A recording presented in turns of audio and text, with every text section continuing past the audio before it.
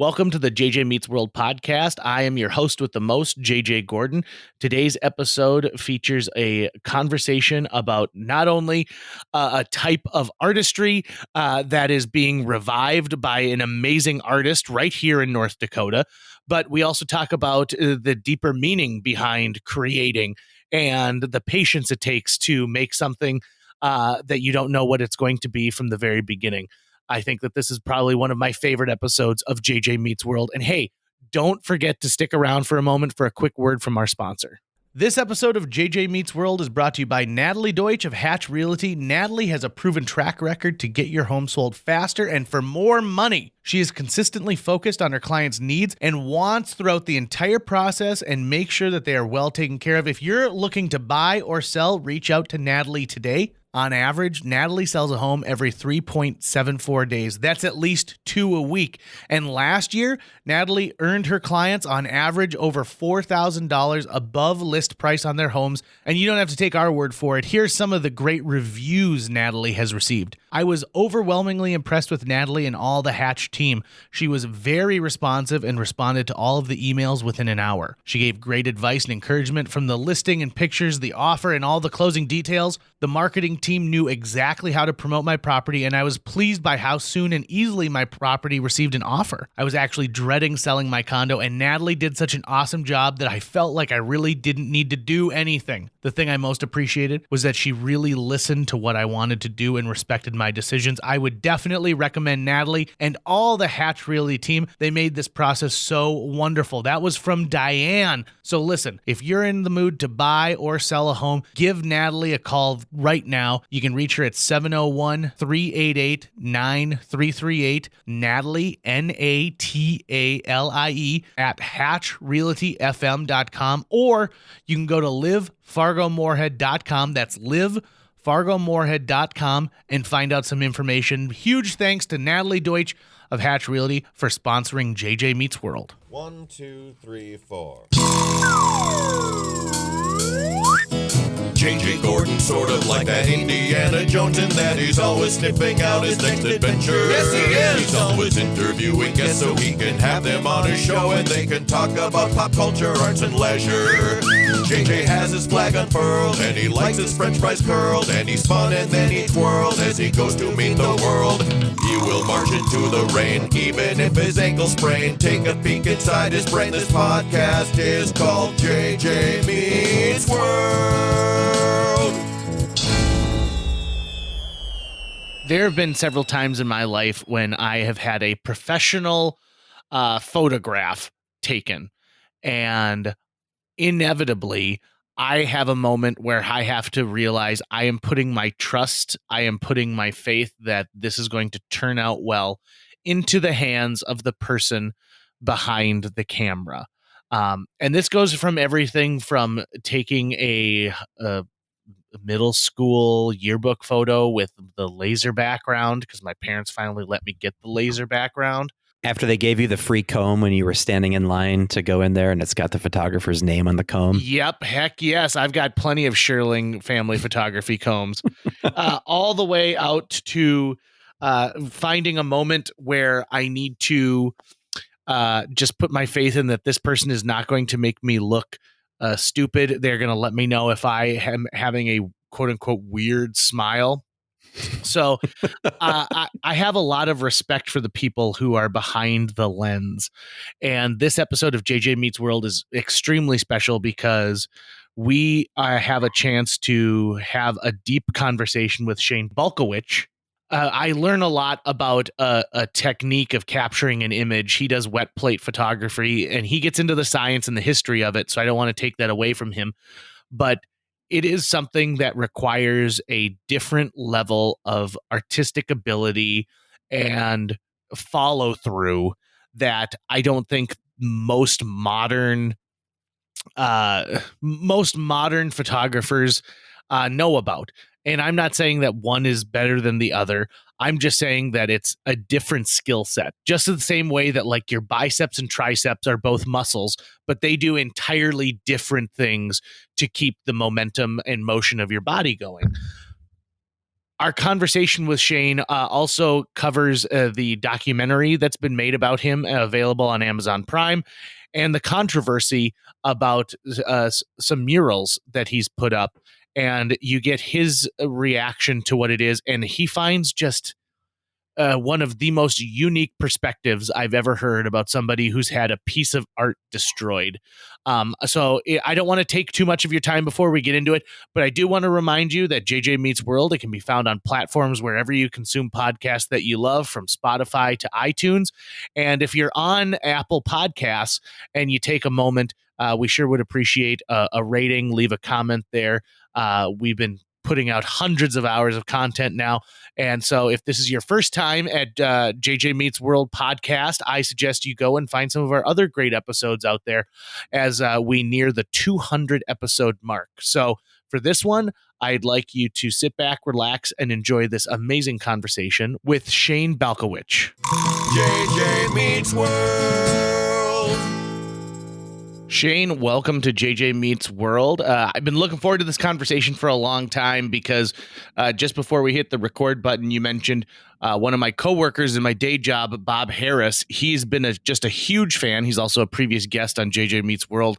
And at one point you had sent him one of your prints, and he treasures that thing. Any tour of KFGO isn't complete without looking at his original.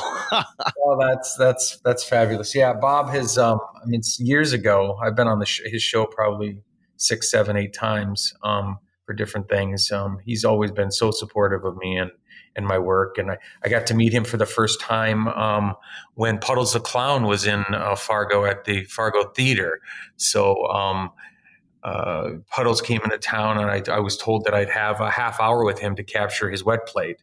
And I'm like, oh, how am I going to accomplish this, right? My first thought was to have Puddles to the studio, and that just wasn't going to happen with timing. So the Fargo Theater, which I just adore, we're doing a fundraiser right now, trying to actually the documentary that is out, that just came out, Balkowitsch, on Amazon last night. The first sales from the weekend, we're going to be helping the Fargo Theater because they're closed because of this pandemic. But anyway, I was told I'd have Puddles for a half hour.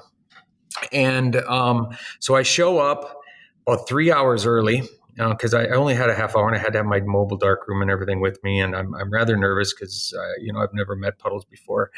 And Puddles walks into the room, not in his Puddles outfit. And the gentleman, Mike, he's just a fabulous guy and a good friend of mine now. And I just spoke with him last week. In fact, I said, well, Puddles, I understand. He's like 6'8" or something. I don't know if you know that about Puddles, but oh yeah, an enormous, towering man. Oh, he's huge. And so here he comes in. I never met him before. He's out of his outfit, and I said, I understand I only have a half hour with you. And he politely says, well, Shane, don't worry about that. I'm going to give you as much time as I possibly can. So my 2 kids were with, I took them with. And so the first thing he does is gives me this big, huge hug. And he says, let me go get ready. He came back out, and he spent nearly 3 hours, 2.5 hours with me and my kids in the back making these plates.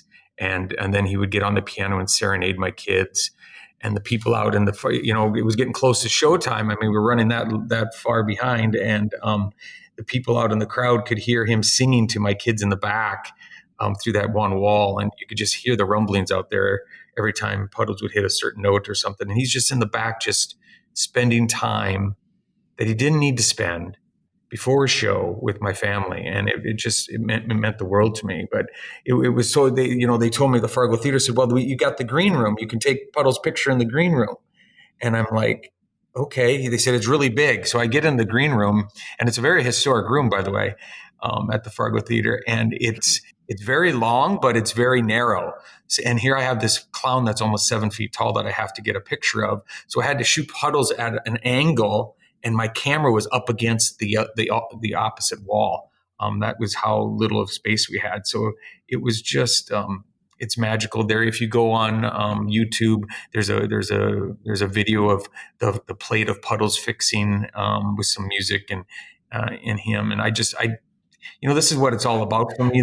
This process for me is that the wonderful people that are brought into my life by the work that I'm doing. So, that was my little story with Puddles, and we've done fundraisers together. We keep in touch, and his plate. I got a plate here hanging on the wall behind me in my studio. He has a plate at his house, and then the third plate went down to the Historical Society in the state that he lives in, and they were just so excited to have Puddles plate for their archive. Well, Shane, let's educate the listeners on exactly what it is you do, because it is, it is living history in itself.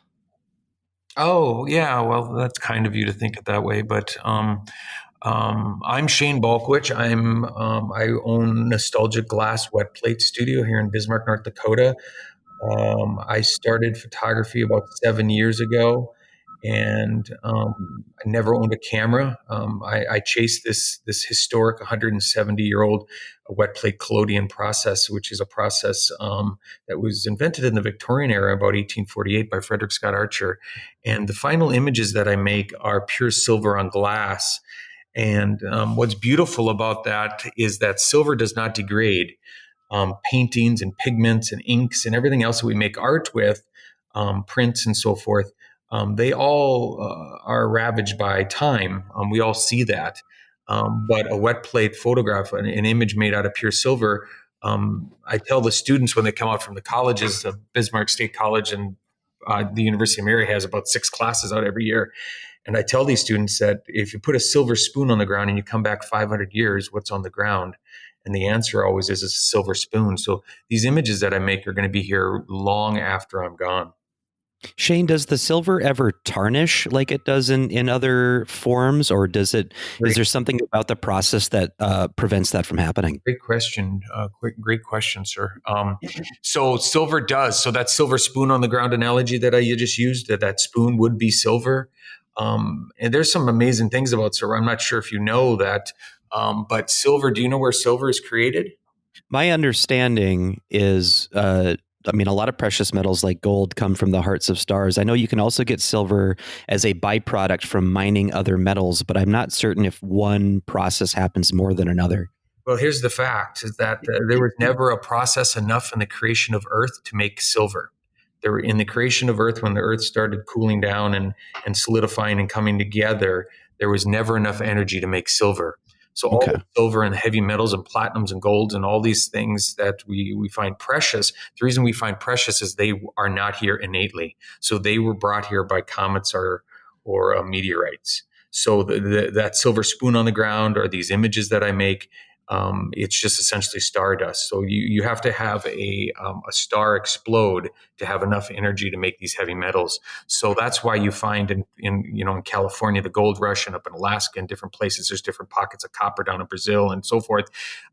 Those things occur there because they were hit by meteors or asteroids or comets or some kind of extraterrestrial body to bring them here. So it's kind of fascinating to think that these pictures that I'm making were brought here from some other place. Yeah, it's very beautiful that the two primary ingredients are both the the guts of a dying star and the photons from our star, and you combine those things together. It's a very other, and I want to answer your question, so bring me back to the tarnish. But let's talk about the photons, because photographers use light to make photographs. Correct.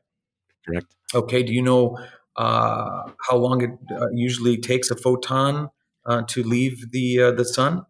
I'm going to take a guess here. I am a space nerd, and I'm trying to think if I can remember my data. I believe it's an 8-minute trip from the sun. It's an 8-minute. Am I correct?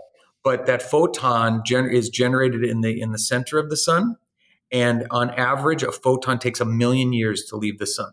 Wow, so that's fantastic. A photon starts in the core and works its way up to the surface and falls back down, works its way up, falls back down, works its way up, falls back down, or however that process. I'm explaining it for the layman, and I don't quite understand it as well. But whatever process that is, a photon of light takes 1 million years to leave the sun. Wow. So at one point, a photon of light leaves the sun, travels 8 minutes from the sun to Earth, bounces off my sitter's face, goes reflected through and focused by my lens, and then activates the photosensitive silver on my plate. And then if that's not romantic enough for you, I don't know what is. It's certainly something that makes you appreciate every moment and every piece of natural light you come upon, doesn't it? Yeah, and we just take it for granted, and the warmth that we get, and the photosynthesis, and all these things. But we do get photography. But I want to go back to your question. Is now that silver spoon analogy on the ground 500 years from now, that silver spoon still exists there. You come back to it, and yeah, right. Silver spoon, but the silver would be black. It would be a tarnished piece of silver. It's oxidization caused by oxygen getting to the silver molecules. So my grandmother used to have a collection of silver spoons, from every state around the country. And once a year, twice a year, she would take them off the wall and polish them with silver polish to get rid of that tarnish. So what does wet plate artists do? And this isn't something that I figured out. They were doing this back in the Victorian era. We pour a layer of varnish or shellac over the silver molecules. So I made some plates yesterday. I'm going to scan them today here. And then I will pour a layer of shellac over those silver molecules, and it blocks out the oxygen. Similar to, how you'll find a beetle or something in a piece of resin from 3 million years ago, and it's perfectly preserved. It's the same kind of concept. So yes, an extra step has to be taken to make sure that these are completely archival. So the fact is that these plates, and my plate at the Smithsonian of Evander Holyfield, my plate at the Library of Congress of Greta Thunberg, my plates at the State Historical Society. I have 22 different archives around the world have my plates. They're perfectly varnished, and they're in acid-free sleeves. And the fact in their care with humid control, climate, and everything, they will be here 1,000 years from now. So my question would be, we recently had somebody who was talked about some of those precious metals, gold and silver. Does the price of silver affect, your ability to continue working in some cases? I mean, it can fluctuate. Are you using enough silver during this process to make it cost prohibitive at some times? Yes, well, not cost prohibitive for myself, because I'm a very fortunate fellow. I mean, I pay for this fiasco with my online company that I own. So, but I do have wet plate brothers and sisters that and this just hurts my heart when I hear these things. I do have wet plate brothers and sisters, and there's only about 1,000 of us in the world that do this. But I have heard on Facebook and stuff, and people have shared with me, well, I've got to wait to save up some more money for some more silver nitrate before I can make my next plate. And if you come into my studio, I'm just so very fortunate. I use these chemicals and these different expensive materials. Even like, for instance, just to give you an idea, so I'm called an ambrotypist, which means eternal impression. And that is a term from the Victorian era, and that's a wet plate artist that makes wet plates on glass. And then there's also tin typists, which make wet plates on a piece of metal or some kind of metal substrate. Today they use aluminum, by the way, trophy aluminum for making trophies. And so the fact that even my glass that I use a black glass that specifically would be used like in churches and stuff like that. So if I take an 8x10, if you would come into my studio, JJ, and I took your portrait, that piece of glass that I used just to make your portrait cost me $12. Wow. So and that's before I've done anything else to the plate. If you want to, we can talk about the difference between analog photography and digital photography. And that's the real big difference. One of the big differences is that digital photography today doesn't cost us anything. You can snap away on your phone you have no skin in the game with digital photographs. You'll take, for instance, 10 pictures over dinner or something like that, or take a picture, and I've used this analogy before, of your toilet or something like that. And there's no skin in the game. It didn't cost you anything. I like that one. I'm going to delete these 8, and there's no cost involved. That's not the case with analog photography. My photography specifically is very expensive, but even film photography. You remember back in the day with film that Oh yeah. you snap pictures. So I've said a couple of times that if I could do one thing for the world of photography, if there's one thing that I could make a difference in photography in relationship to digital photography, that one thing, and I tell the students this as well, is that I would make sure that everyone that takes a photograph, any digital photograph on a digital phone or a digital camera, it costs them $1. Yeah, there is something about, I come from the video and film production world primarily. And so even before we had the digital revolution, I was learning video production on like VHS tape, and which is sort of a similar variation. But even on film, the phrase that typically gets used is a happy accident. You do have some level of control, obviously, when you're setting your shutter and the film stock that you pick and the lighting conditions you choose to take a photograph under. But there's only so much control you have. You kind of still, even after you've taken all of the necessary steps, you have to kind of trust fall into the planet and go, well, hopefully this photo turns out, and I'm going to take it, and I'm not even going to see it because I got to send it away to get developed. And so, I come from a world where I'm very happy that both things exist. Like for some things, I'm very happy that I have a digital system where I can get have the immediacy of the shot, and I can retake it a million times to get, what the client needs or something. But at the same time, getting the opportunity to work in a non-digital format has its own rewards, and even down to just the texture of the film grain, what that adds to the photograph, the warmth of the picture or whatever you choose to do. So as well, there's nuances, and there's right. nuances in wet plate. And you're right. We wouldn't want to take away those advantages of digital photography and digital recording. And I mean, that's what we're doing right now, right? I mean, you're not using tape. So those have wonderful advantages, and they were advances, but we've forgotten. And you're talking to an analog photographer, and this is the only process I know. And I don't, JJ and Tucker, I don't have a digital camera. So my only camera is my wet plate cameras, and I have my phone that has a camera on it. So you're talking. I tell the students this too, is that because they're coming in and they don't even know film, right? These young kids. So. But I tell them up front is that, you're talking to an analog photographer here. I have to give you my slant. I'm not knocking digital at all. There's the fabulous technologies that we use. You and I couldn't be, doing this today without digital. So those are all fun and good, but, you're in my studio and I practice analog, and I feel like I gotta push the envelope about the advantages of analog versus the digital, because all they know is digital, and it's not like they're so immersed in digital, it's second nature to them, right? Don't understand this analog.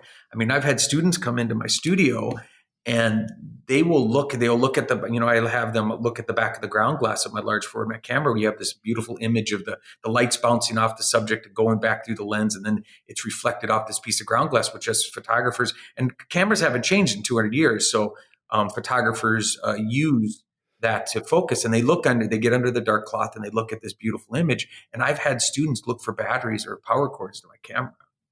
So they are completely, this is all they know. So I think it's a service for me. And I have so many photography friends around the world that are digital photographers that make the most beautiful images with their digital cameras. But when they're in my studio, I have to push the point of analog. And I'm always going to argue that analog's king. That's something that I've quoted before. But it's, that's all they know. And, I just feel like I've got to get through to them somehow. I only have this, sometimes it's only an hour or two to get through to these students, because they need to understand that there's something before, right?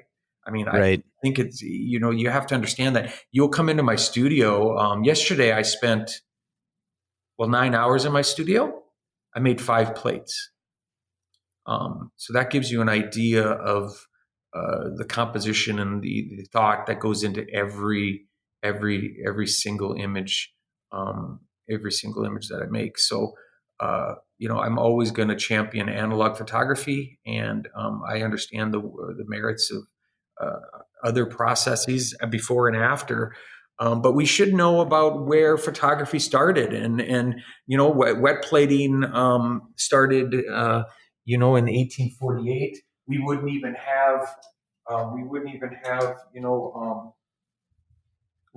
have movies without wet plate photographs. Some of the first photographs, taken that were, Muybridge uses his wet plate camera. Are you familiar with Edward Muybridge? Just a little bit, not much though. So he was the gentleman that, I'm trying to make this connection between photography and movies, right? Sure. Because that's what everyone, so Muybridge set up, you can't quote me, but I think it was like 12 to 15 different cameras. There's actually a movie about his life that's out. So he'd set up like 15 different wet plate cameras, all in a line. And he had this specific shutter that he developed. And then he ran the string out about 15, 20 feet from his camera. And then his goal was to capture things in motion. So he would have like a horse run across these strings. And every time the horse would run across the string, it would trip these wires, and it would make this wet plate. And then he'd have this series. He was involved in, trying to prove that, does a horse's feet leave the ground? That's right. Okay. Now it's coming back to me. Yeah. But you really think about science, is that was a scientific challenge. Okay, back in the Victorian era, that there was a reward for the first scientist or the first person to prove. There was an argument that when a horse trots across the field, at any moment are all of his feet off the ground. And Muybridge took up that challenge, and with the system that he developed, and he started with wet plates. I think he eventually, by the end of his life, he actually committed murder at one point. Oh, geez. At the end of his life, I think he went to dry plates, which is but there's the evolution. So the wet plate process is you got to have a dark room, and you got to have, you pour the chemicals, and it's all, if it dries, you lose it. So that's a very difficult time. But then, dry plate came around in about 1885 and allowed you to buy your plates from like Kodak Eastman or make them yourself. And you could just store those plates and take the photograph, and then you could wait not to have a dark room. And then you could develop and fix and do everything to that plate days or weeks later. And as soon as the photographer was freed up from the darkroom, wet plate photography was put to the wayside. But going back to my point is that we would not have motion pictures without Edward Muybridge. Oh yeah, you're completely on the nose there, that we do not get filmmaking even without still photography, because if you look down at just the substrate of filmmaking, at the moving image, that is merely a series of still images played in rapid succession in montage. And the other thing that what you were talking about that sort of pinged my brain a little bit when you talked about the horse in motion and using that as an example of trying to capture motion. Horses running is actually something that we've tried to capture even well before we had language. I don't know if you've ever seen the documentary by Werner Herzog, The Cave of Forgotten Dreams. If you haven't, it's funny, but I don't mean to interrupt you, but you bring Herzog now, and like just last weekend I watched his Nosferatu. I mean, I watched what was the movie where he dragged the boat up over the mountain. Do you remember that movie? I'm blanking on the name of it right now, but I know what you're talking about. He really drug a boat over. I mean, a huge 70-ton boat over a mountain in the jungle. Well, with the horse, and in the documentary Cave of Forgotten Dreams, if you ever get a chance to see it, I highly recommend watching it. In this cave, which they find in France, that had been covered by, I believe, a ice or a glacier or something for the longest period of time, they go inside of it and they see that prehistoric humans had been in there. They're finding all these cave paintings everywhere, and they see, and mostly the people were painting the animals that they were seeing roaming the land, and they were seeing these paintings that they were like, we're pretty sure these are horses, but the horses have like 8 or 10 legs underneath them. And it took them a while to realize that they felt that, if anything, these folks were trying to capture what they were seeing when they would see a horse run.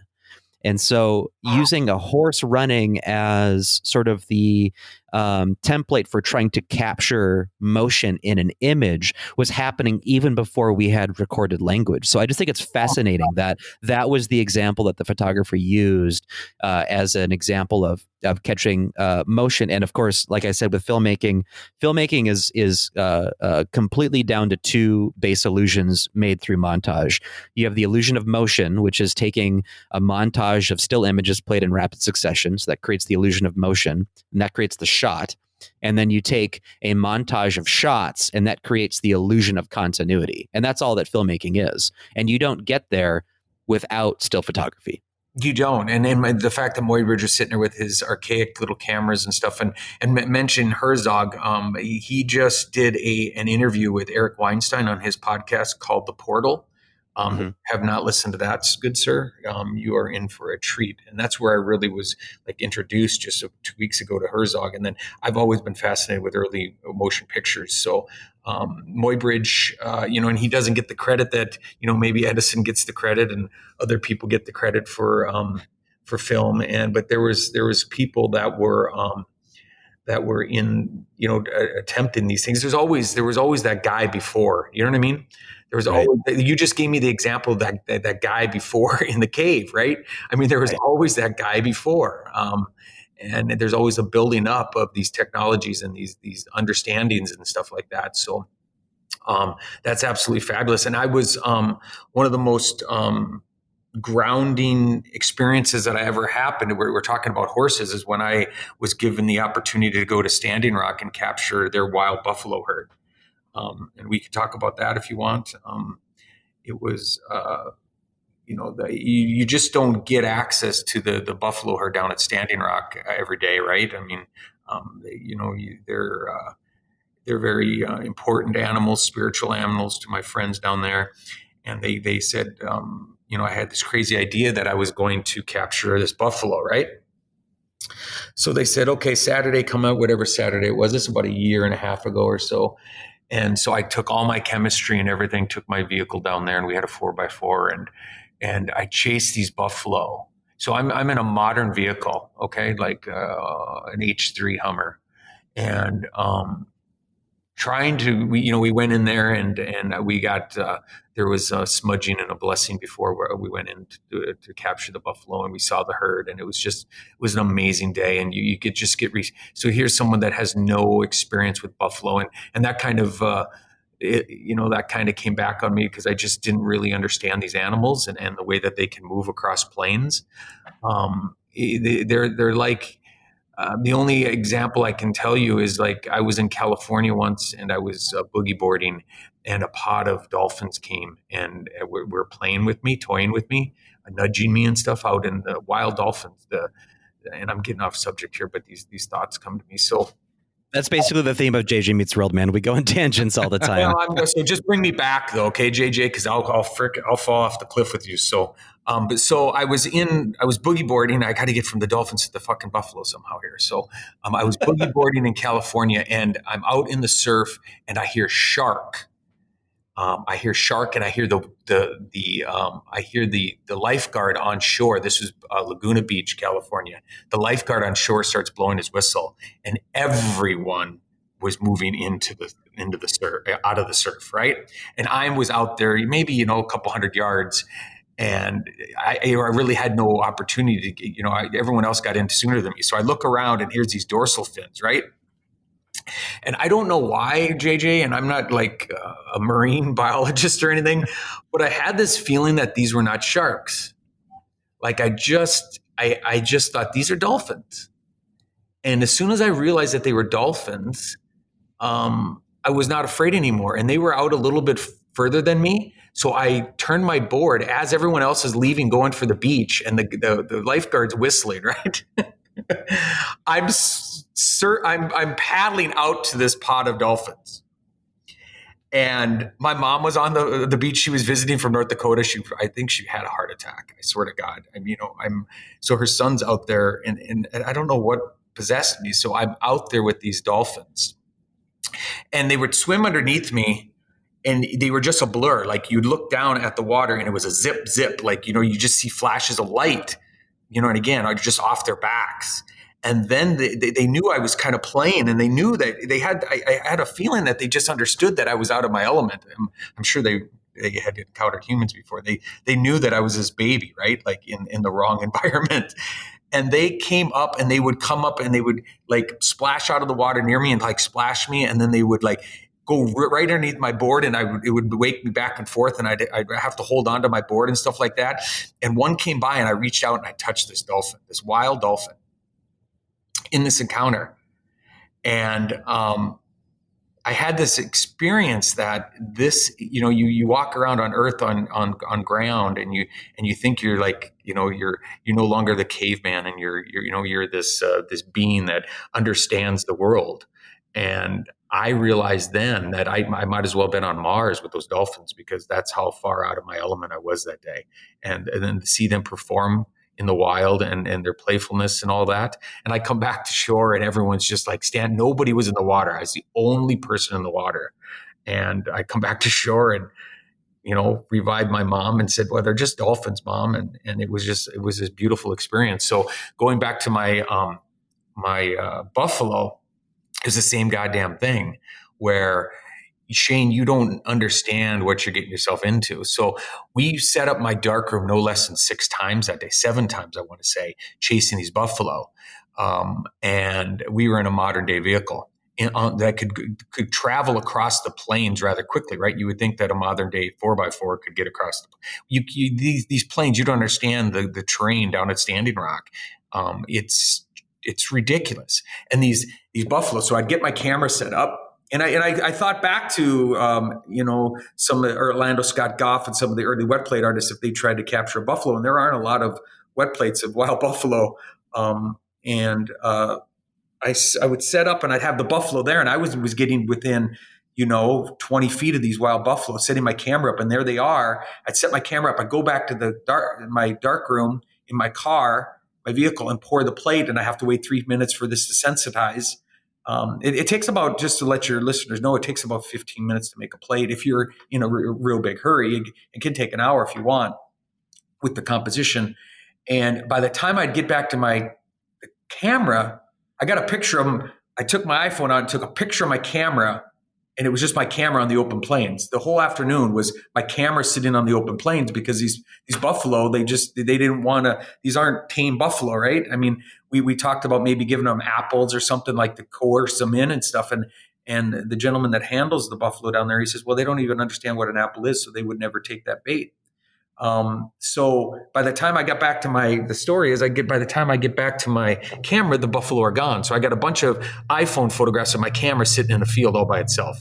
So I got to tell you the end story. So we got like 4 plates that day, and I did get the buffalo, some ways away. I was out of my element. I was like, it was like 98 degrees. The wind was like 30 miles an hour on the plains. There was dust everywhere. It was really dry. And here I am trying to, I'm out in the heat, sweating through my clothes. And we're chasing these buffalo and these buffalo would float across the plain. So like if a buffalo was in front of you, I mean, he would get a mile away from you in just moments. I mean, a buffalo, the whole word buffalo roam. I mean, the people that come up with this shit, buffalo roaming. I mean, that's not happenstance. That's just not, some guy, they're roaming. I mean, you don't even fucking appreciate the word roaming until you see a buffalo. A buffalo fucking roams. I mean, he will be here and he will be freaking 4 miles away from you.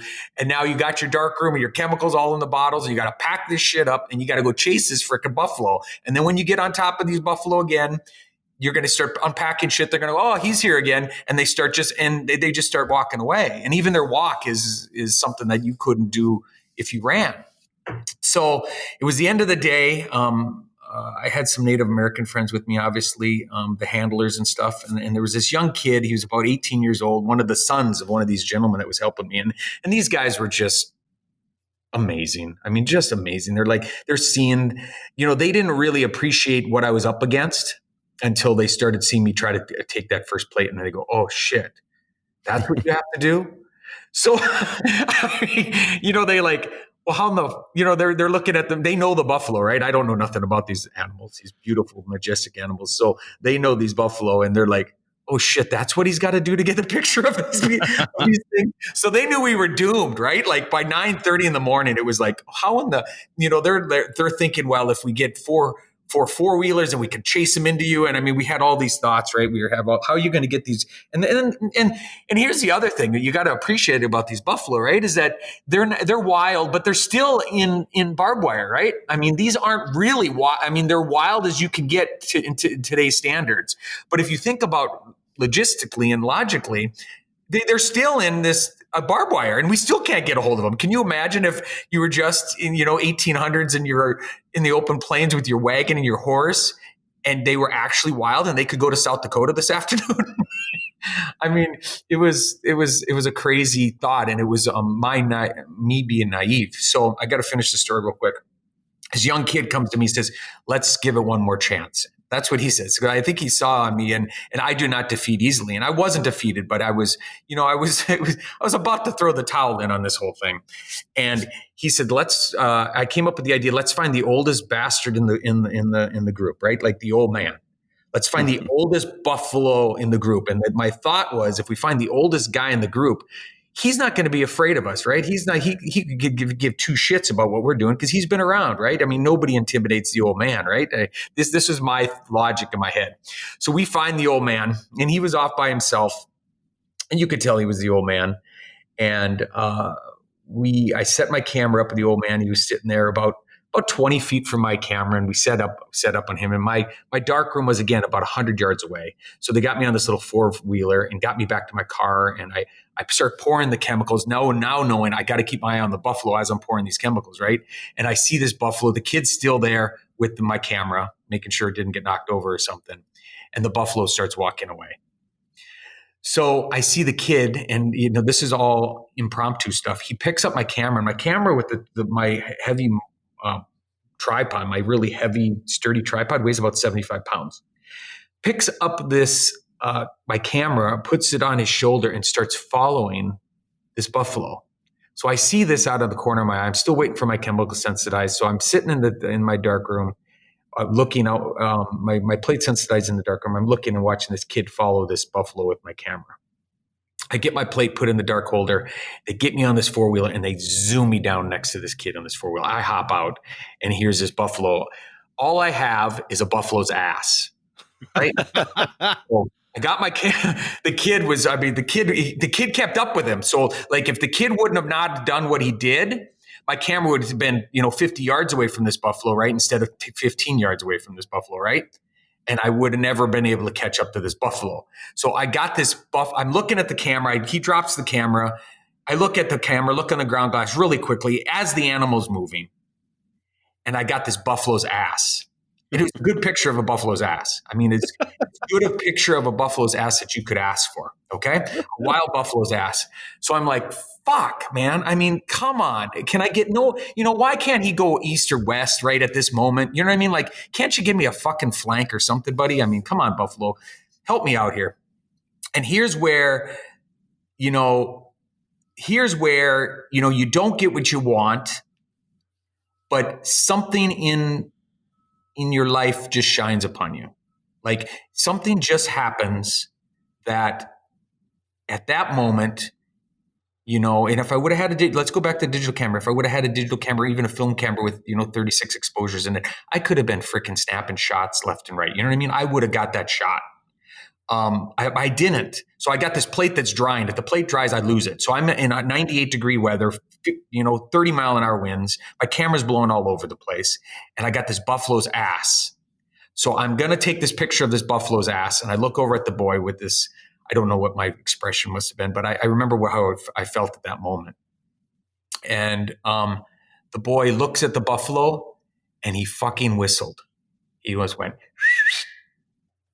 and that fucking buffalo stopped in his tracks and turned his head and looked back at us. I took the fucking lens cap off, 1001, 1002, and put it back on.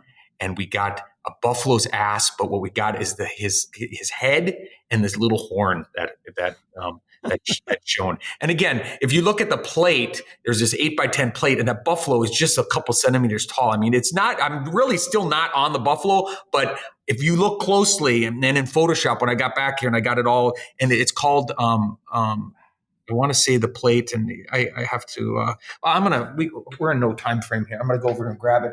The plate is called, bear with me. Sorry, guys. You're good. You're good. You're good. The plate is called, and I don't know why I'm losing my mind, so I'm just going to my prints here. I'll send one to you guys.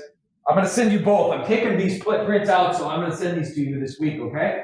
I'm awesome. The story. It's called A Lone Buffalo at Standing Rock.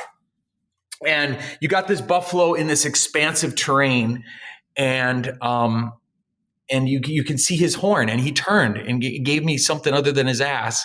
And the fact that he's the only buffalo in the shot, and you know it's just a plain shot. It shows the terrain, like it looks like a lunar surface on Mars or something like that. And it just made sense to me that this one buffalo, it brought back the thoughts of, you know, when we had 20 million buffalo roaming the plains at one point in history, you know what I mean? And here's this one old guy.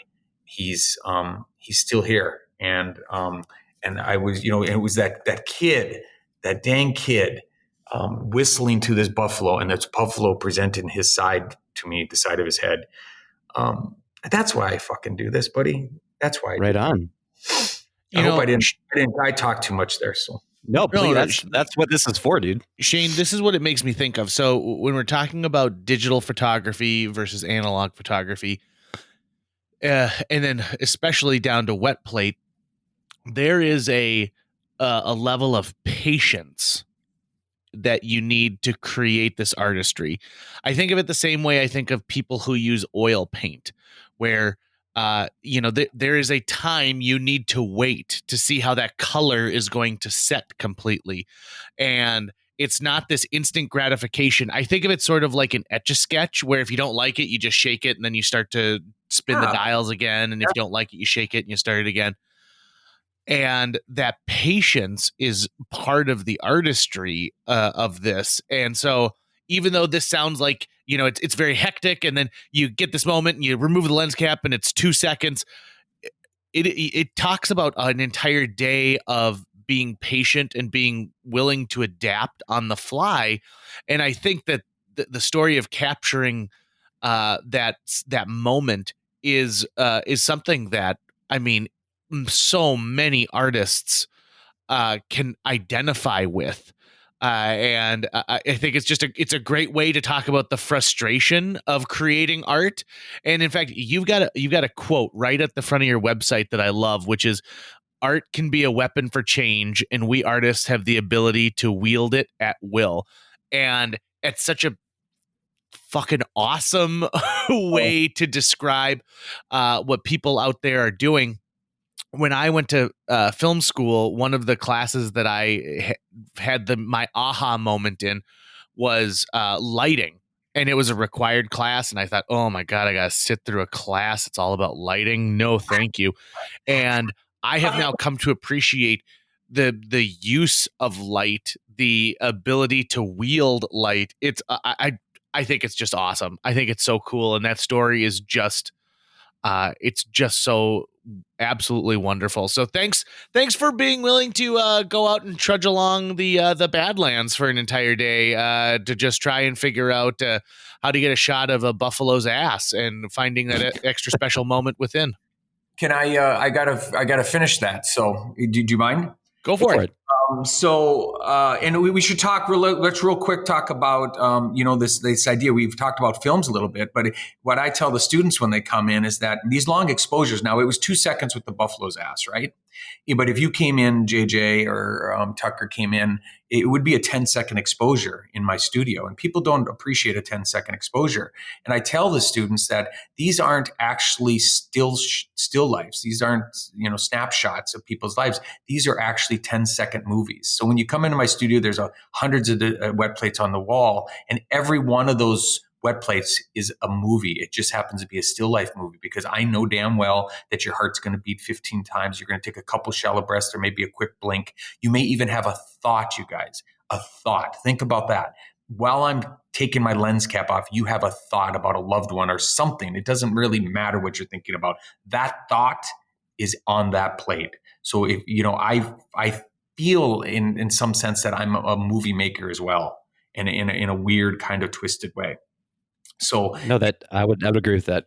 I mean, but light, you were afraid of that class, or didn't want to do that class. But I have to be honest with you, and you may laugh at me, but I think I was making wet plates for 6 months as a non-photographer. Remember, I didn't know an f-stop I didn't know anything about photography, rule of thirds, and all these crazy rules, and all this shit that I should have picked up by picking up a book previously. Yeah, they're rules, but not laws, is what I would say. I didn't have any of that. I didn't have a mentor. My dad wasn't a photographer. I had no perspective. I never had an interest in photography, and never took an earnest photograph in my life.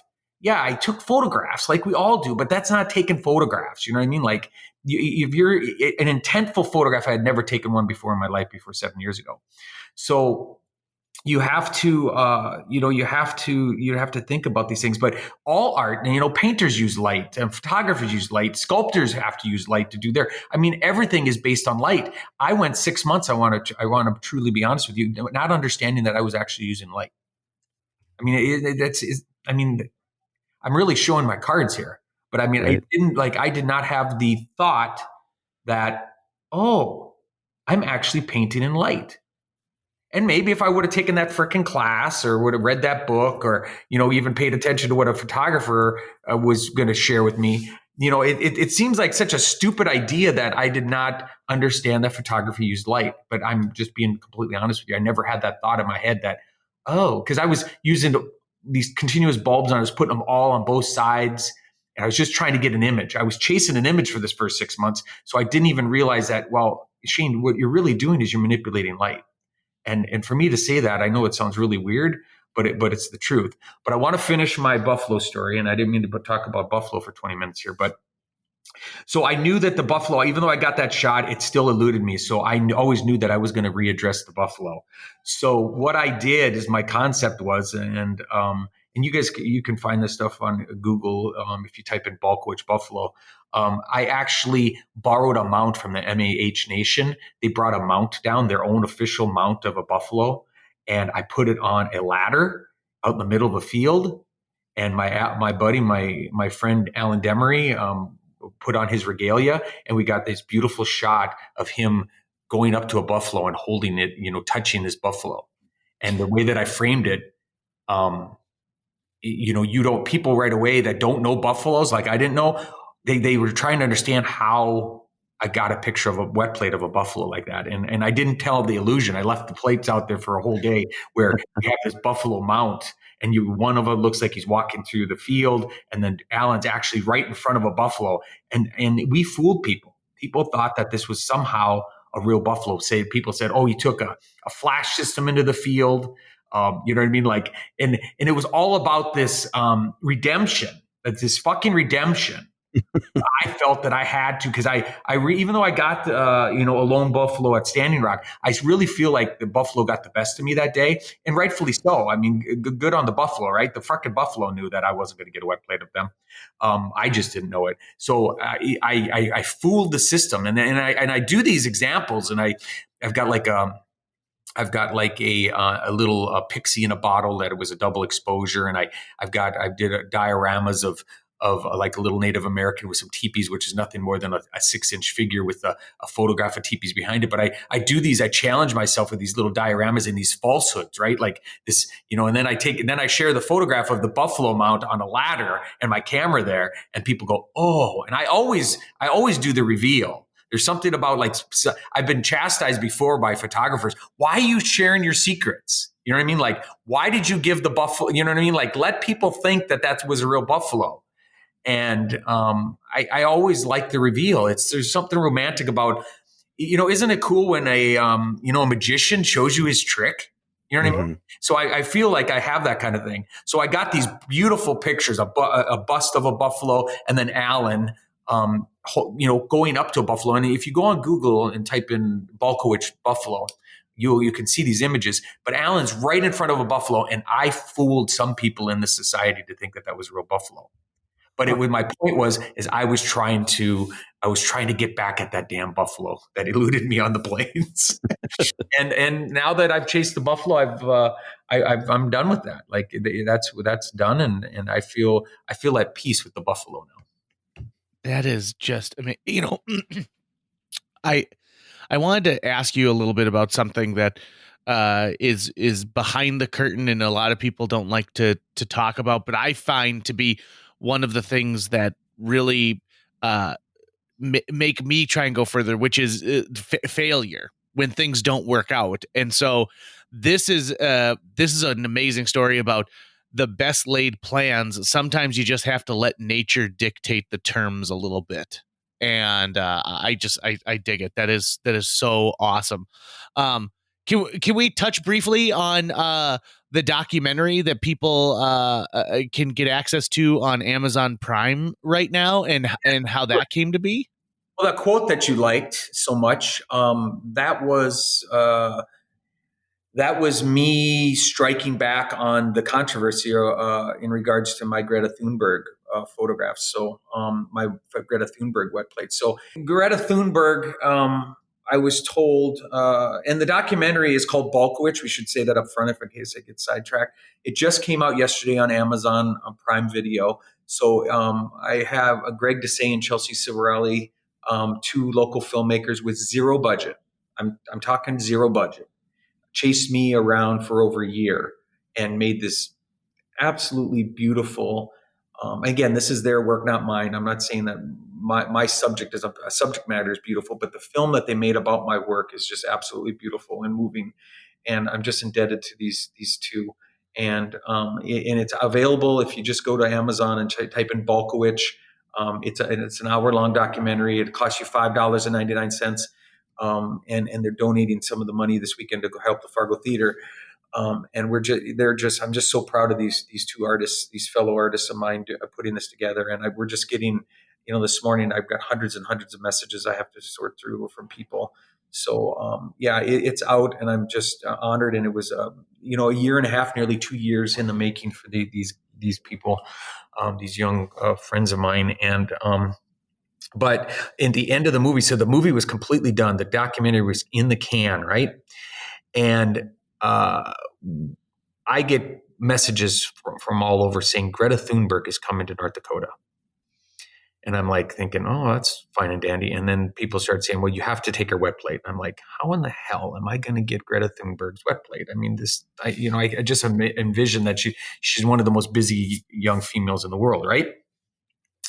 So I've been doing Northern Plains Native Americans: A Modern Wet Plate Perspective. And that book, you can find that book on Amazon right now. They're like deep discounting it for like $5 on Amazon, the trade version. But if you want the signed limited edition version, it's $50, and you can find those on Amazon as well.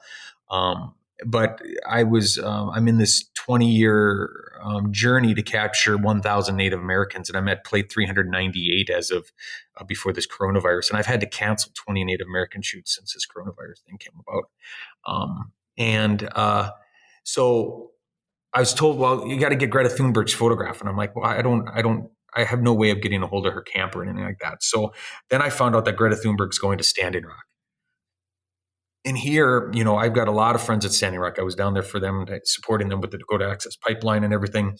So I make a phone call to Jen Jewett, and I said, Jen, do you know anything about Greta coming to Standing Rock? She goes, yeah, we have her schedule, and this is her schedule. And I said, can she come to Bismarck? And, it was quickly, they came back to me and said, no, there's no possible way. She doesn't have that kind of time. Because I wanted to have her in my studio, right? If you're going to get Greta Thunberg, you want to have her in your, my natural light studio here is the perfect place. I'm in my environment, again, like those dolphins, you know what I mean? Or like those buffalo. When I'm in my studio, which I'm talking to you from right now, I'm in my environment.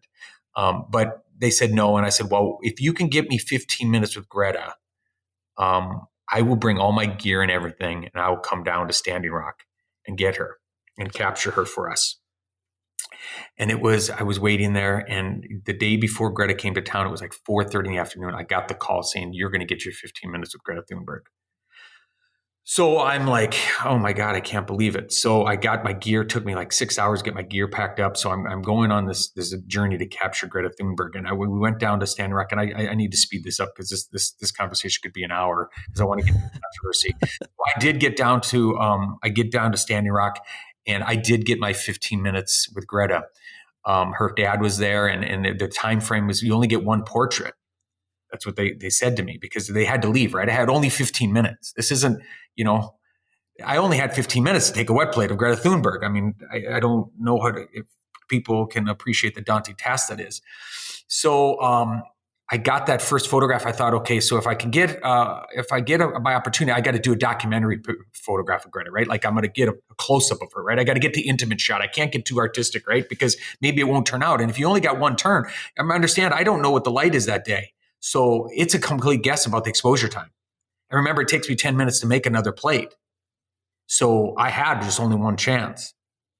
And they arrived 2 hours early. We were supposed to meet at 4, just to cut this story short. They said, well, we're going to move it to 2. I'm an hour and 10 minutes away from Standing Rock, and Greta's going to be in front of me in an hour and 15 minutes. They moved it up. So I'm on my way to Standing Rock. Pedal to the metal, get down there. No chance for anything. Pour the chemicals. No chance to do a test exposure with my daughter, which I was going to do. Trying to get an idea. Is it 4 seconds? Is it 3 seconds? Is it F8? Is it F12? What is it today?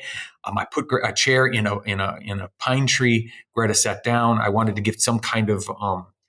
I wanted to show nature somehow. I didn't even have a chance to figure out where we were going to shoot.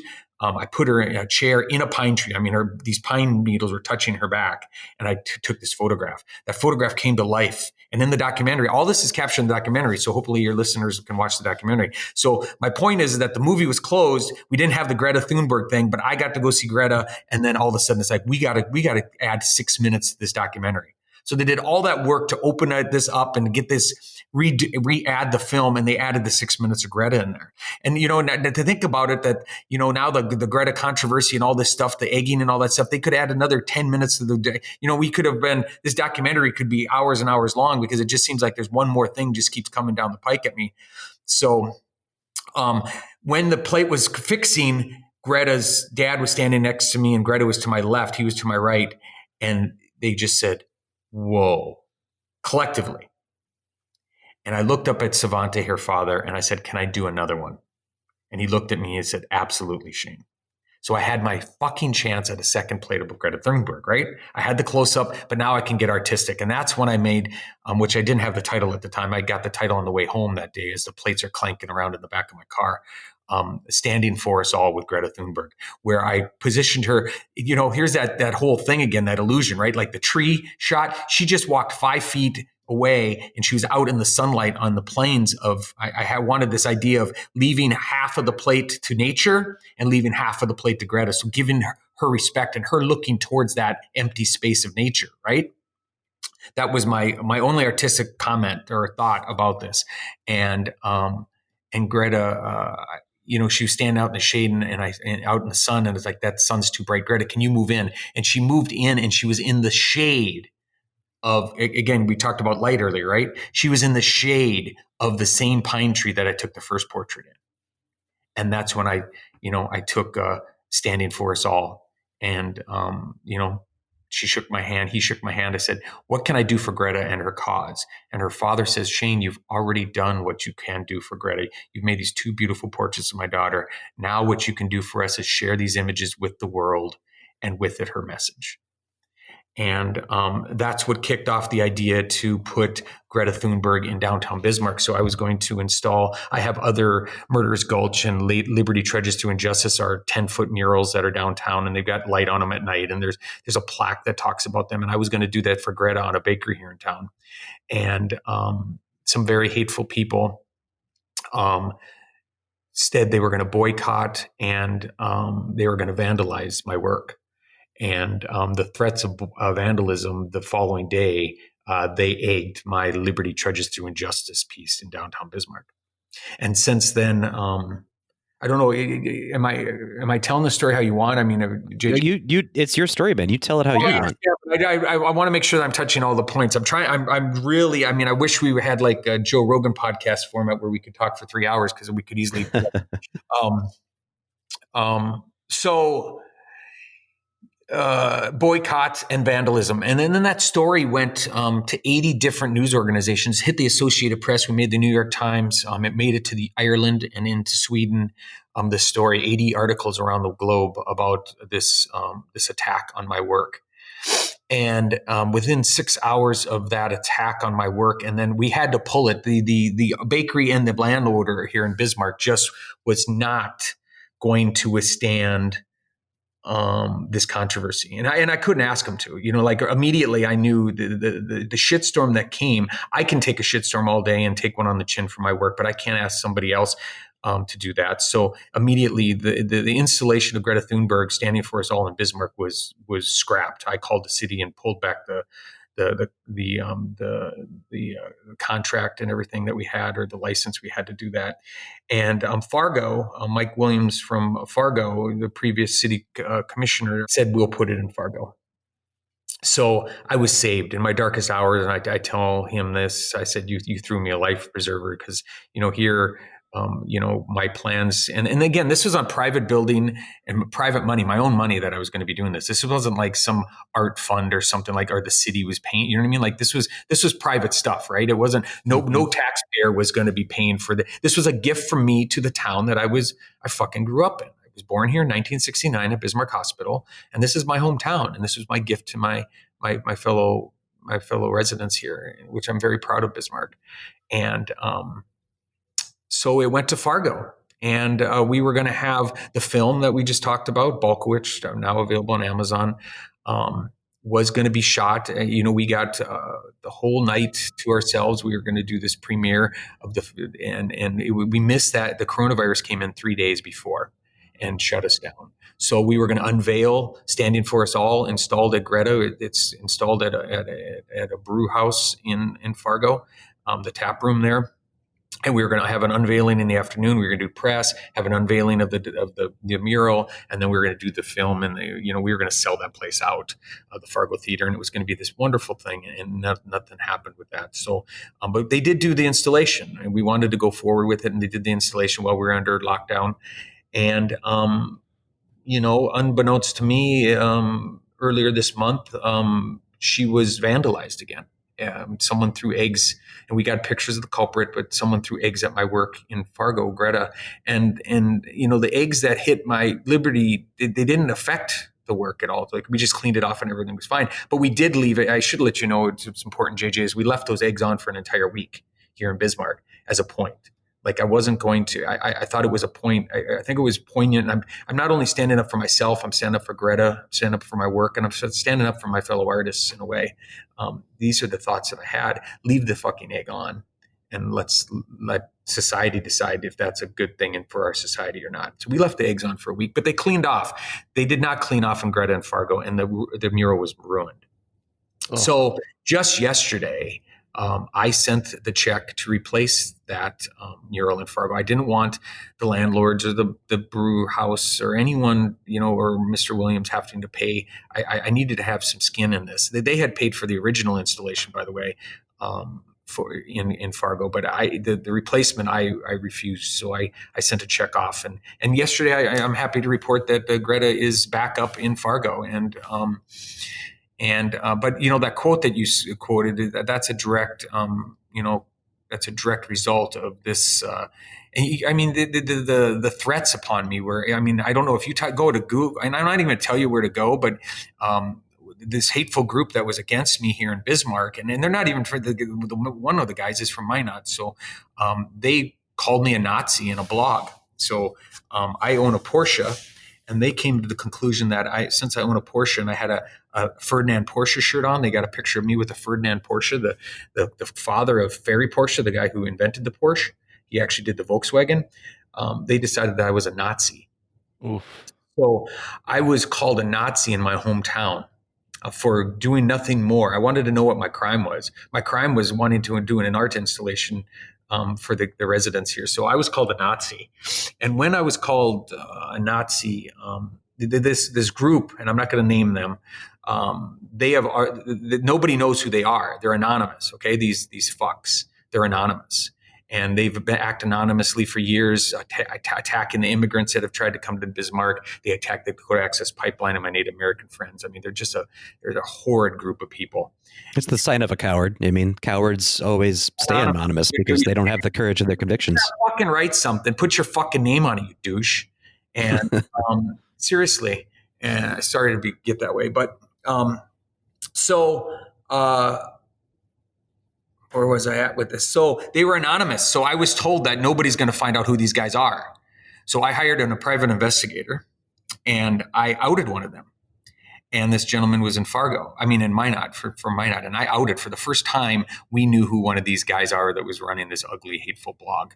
And they did not like that at all. But all I wanted to do was, I didn't want to have any harm come to him or anything like that. But my thought was that this masked man drove into town on a horse and stood in City Square and called me a Nazi. And I didn't want to knock this guy off his horse. I just wanted to go up to him and pull his mask off and walk away. And by hiring this private investigator and a high-end Republican behind the scenes also validated who we found to be one of these guys. He said, this stuff's got to stop. This is crazy. This is who these guys are that wrote that terrible story calling you a Nazi. So in a sense, by me getting this private investigator and finding this, and I had proof. This wasn't just an accusation. I had proof, and I shared this proof online. I was able to pull the mask off the masked man, and I know there's more than one of them. But I didn't need to go any further. I had this sack of rabbits. I just had to grab one of those damn rabbits out of that sack and just, bring him out into the open. And they can't operate anonymously anymore. Shane, I think if there's like a through line for this whole episode, it's that it's about photons. It's about light, because light is both used as part of your art, right, to make art, but light is also the best disinfectant. I mean, you don't have to do anything but reveal the truth of, who someone is, what they're doing, to be able to respond to them. So, good on you for both standing up for yourself, but also, remaining nonviolent, right? Remaining someone who is like, listen, I have the courage of my convictions, and we all have the right to say our piece, but, put your name on it. Don't hide behind a fake name. Don't hide behind a mask. Let's have the conversation, but as people with our names and our faces at the forefront. Yeah, and they're at an advantage when you're not anonymous and they are. You know what I mean? You can right. say whatever you want, and there's no ramifications. There's nothing that is going to come back on you. So, it's been, it was craziness. It was it's one of the most difficult things that I've ever done in my life is deal with this stuff. But I've come out with what the revelation. I want to share this with you real quick. The revelation that I have come up with is that these idiots, they don't even know that they've made me stronger than ever. My voice, in a week's time, I got a lifetime of press for my work, right, and who I am. And they continue, like these guys, the story breaks this week, on the week that we were planning on launching the documentary. The story breaks about the egging embargo. I mean, these guys, I should almost send them a check for PR. Can I get a business card? Can can you stir up and be an idiot on cue? Can you be a moron on cue? I'll hire you to be an asshole on cue, and you're just going to just like bolt me to the stratosphere, right? I mean, these guys. So I think of this idea of walking across coals or going through the fire, and I'm hardened. I'm hardened. I mean, I am hardened through this fire. So I come out the other side. But when you're in it, guys, Tucker and JJ, when you're in that thing, it doesn't feel like that. But then it takes you a little while to understand that, hey, this was all good. I mean, these guys did me a favor by attacking me. And the fact that, I mean, the timing of it, like the story just breaks this week in Fargo, and now we have a documentary yesterday. You don't think that more people watch that documentary based on this controversy? I mean, these guys need to, they need to become PR guys. What I always think of is I'm a musical theater nut, and I think of a line from the show Rent, where it's the opposite of war isn't peace, it's creation. And quite frankly, if these people really wanted to make a point, like egging is the most juvenile thing I think a person can do when they go, I don't like that. I got to do something. But what if they had taken the time to go out and take a picture of something that is the exact opposite and went through the trials and tribulations to get it mounted on the wall opposite of where you were? That to me is making a statement and doing something that can actually have some change. You're absolutely correct. All they did for you was create a deeper swell of people being able to see your work and having an invested emotional experience with what you've done, with the message it portrays. I mean, you hit the nail on the head. They helped you more than they could ever hurt you.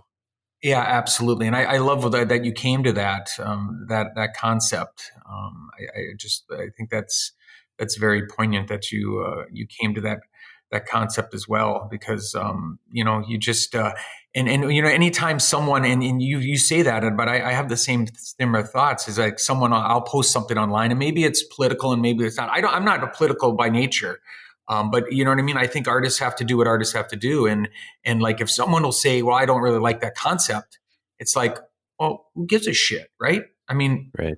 I don't care that you don't like my concept. Where's your concept? Why don't you go out and make a photo? Let alone, why don't you go why don't you teach yourself wet plate, and why don't you make a wet plate that contradicts what I just posted? I mean, if you don't like what I'm doing, I don't give a shit. Like, really? What are you doing? You show me how it's done. Post, and I've done this probably 100 times, right? I've said, post how this is supposed to be. Show me how I should have done this. And I've never, ever, ever had anyone take me up on that. Really? I've never stumbled upon some photographer, so though Shane, this is what I would have done, or Shane, this is what I did previously, and this is what, you know what I mean? This is how I did this, and this is how you could have done. You know what I mean? But there's always that negative side of this, right? Someone yesterday, the video came out, and someone said the ego has landed. That's what his post to me was. The ego has landed because I have a documentary coming out about me. Like, yeah, I mean, what do you talk about when you've got nothing to say, right? I mean, did I hire Greg and Chelsea to do a documentary on me? Were they paid? was I paid? Like, why did the documentary come about? These two people identified me and thought that I had an interesting story, and they spent a year and a half of their lives doing this for me. And the ego has landed. Like, what am I'm not supposed to have a documentary? If someone wants to do a documentary, am I supposed to step back from that? Right. I used to, in a previous job, I used to be a producer for a poker TV show. And one of my roles for the show was I ran our YouTube channel. And so if you've ever seen YouTube comments on absolutely anything, it's just like the ninth circle of hell. It's just like the worst stuff. So to even just be able to navigate those waters and keep my sanity, I had to turn it into just a mental game for myself, where the more negative or stupid a comment was, the more points I got. So I would just like look at the comments that day, go, oh, hey, I got 100 points today. Right on. That was better than yesterday. Because at the end, all they're doing is spewing their bullshit into the void. And it just doesn't matter. What do you talk about when you got nothing to say? When you got nothing to say, people then just resort to violence or stupidity, and let them go and do that in their own little black hole, because at the end of the day, they've done nothing, right? Yeah. I mean, it's the people that don't do that attack the doers, right? Right. It's the people that don't do that attack the doers. the ego has landed. I didn't even know what to. I didn't even know what to say. For instance, I was on similar to your YouTube example. I was on Petapixel. I've been on that. It's probably the largest viewed photography blog in the world. I've been on there probably 6-7 times. And when I built my natural light studio here, it's the first natural light studio built from the ground up of this size in the world in 100 years in the United States. In the United States, it's the largest natural light wet plate studio built in the United States in the last 100 years. I stand by that. I've looked, I researched, there isn't any. But the attacks out there that people were, it was just ridiculous. It's just like they couldn't, I don't know. It's just like I don't know. It's envy and jealousy. They're just some of the ugliest things in the world. And as an artist but there's good too. I mean, we can't talk about that because there's so many wonderful people, but I didn't never really realize that. And it's probably in every culture, the photography culture, the arts culture, that there's this degree of attacking our young, you know what I mean? Like attacking our young. I've been kicked out of 2 Facebook wet plate groups since I started. The first one I was kicked out of, the gentleman said, "You obviously know nothing about light or chemistry," and kicked me out. And the second one, which was a Facebook group that I helped found, I was one of the first posing members of it on a Saturday. I remember the Saturday, and that was the week that I got my picture at the Smithsonian of Evander Holyfield. It just coincides with the week that I got my picture of Evander Holyfield in the Smithsonian, that I got a message saying, "You shared too much," and they kicked me out of that group.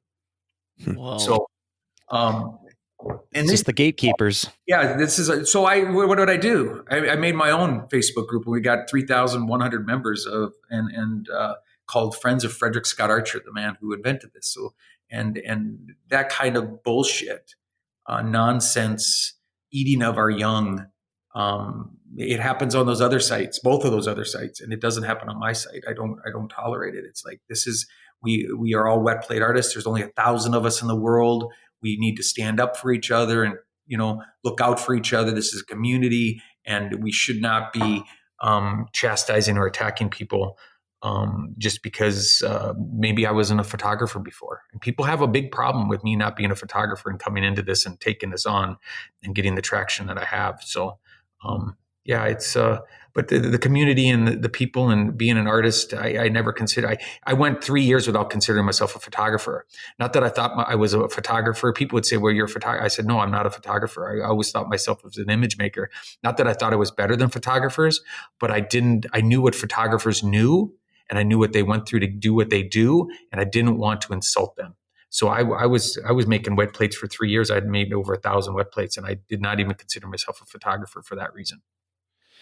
Shane, can I want to ask you about a particular piece, and I'm sorry, I don't know the name of it, but I will briefly describe it, and I bet you can think of it right out of the way. It's reminiscent of the statue, the Thinker, but the gentleman is wearing a gas mask. Yeah, so that was a self-portrait that I just did 2 weeks ago.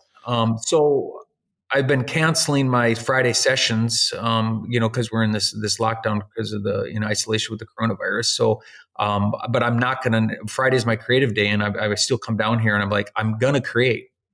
So that was I have the series is materializing. I took my first wet plate of my son, going down this line of my daughter. I took a picture of my wife yesterday. I took a self-portrait of myself. So I only have one more child that I have not included in this little series, my little Molly, who's 6, which is going to be very fun with a long 10-second exposure. But we're this idea. So that materialized. That was my first. Nude self-portrait. Can I tell you that when I saw this image, immediately I thought, "Oh my God, this perfectly represents how I am feeling right now during this pandemic." Oh. I feel vulnerable, but at the same time, I also feel like no one can see the emotion that's on my face because now it's hidden by a mask. This image struck me in a way that it perfectly encapsulates this moment in time for me. And so I want to thank you for putting this thing out there, because it's changed the way that I feel about this. And when Tucker and I were talking about this interview, I thought, well, I got to go and I got to dig through your archives a little bit. And there are hundreds of amazing images. But this one, my goodness, like for right now, it hit me hard. Thank you so much for sharing that. And I think if the people listening to this find it, it's called the Pandemic it's Thinker. interesting. It's the Pandemic Thinker is the name of it, and it's based off the Rodin statue. And we got to see that last summer in France. So, but that wouldn't have. I mean, when do you take your clothes off, right? I mean, Yep. I've been a photographer all these years, and I got a bunch of self-portraits, right? It's kind of a thing that photographers have been doing for years and years, is self-portraits. I mean, every really known photographer at one point pointed the camera at himself, right? I think there's a lesson to be learned there, that you shouldn't always just be pointing the camera at someone else. It's kind of like, I'm a nurse as well. I'm a registered nurse, and I should have IVs started on me. So I used to let nursing students in the middle of the night start IVs on me and stuff like that. Like, you should point this back. So all these years, I've never I'm going to do a nude of myself, right? Like, it never occurred to me. But it was the pandemic that brought that out in me. It brought that out in me, and I'm glad it did. It's a very, very intimate and a very difficult shot to make. But there I was, and I'm glad it moves you. I mean, the fact that it just is. Here's the thing, and we can finish on this: is that as long as you feel something, right? If you look at, and not just my art or anyone's art, as long as you feel something. Some people say, "Well, that's really ugly," or that's disturbing, or that's beautiful, or that's poignant, or whatever you can come up with. But as long, it doesn't matter. It's all a compliment, right? Well, that's fucking scary. I mean, thank you. Thank you. You got it, right? I mean, that's what I was going for. I was trying to scare you, right? I mean, so as long as you feel something, I think the piece works. And for me, it doesn't have to be this large group of people. The fact that you just shared with me that piece moved, I'm done. I mean, I feel like my work's done here. The fact that you said that you liked that piece, what the piece was worth making just for you. That's awesome stuff. Shane, thank you so much for your time today. This has been one of the greatest conversations I've had in a long time. So I appreciate you sharing that with us. And I can't wait to watch the documentary. I was hosting Parking Lot Bingo last night. Otherwise, I would have definitely tuned in. That's fabulous. But tonight is the night that my wife and I plan on sitting on the couch and watching it and having our own miniature film festival.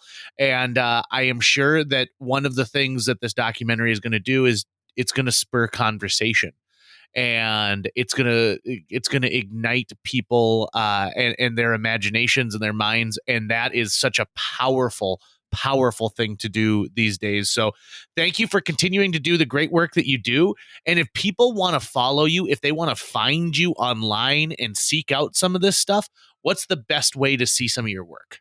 Well, I'm pretty unique that way because Balkowitsch is a rather unique name. So it's Balkowitsch, Balkowitsch. If you type in Balkowitsch wet plate, 2 words, there's pages and pages and pages of stuff out there about my work. So that's the best way. Just go to Google and type in my name and wet plate behind it, and you'll find my sites and all of that, and the articles and all of that stuff. So this has been a true honor. Thank you for having this venue be my voice, letting my voice come, share some of these stories. I think it's important to document some of these stories.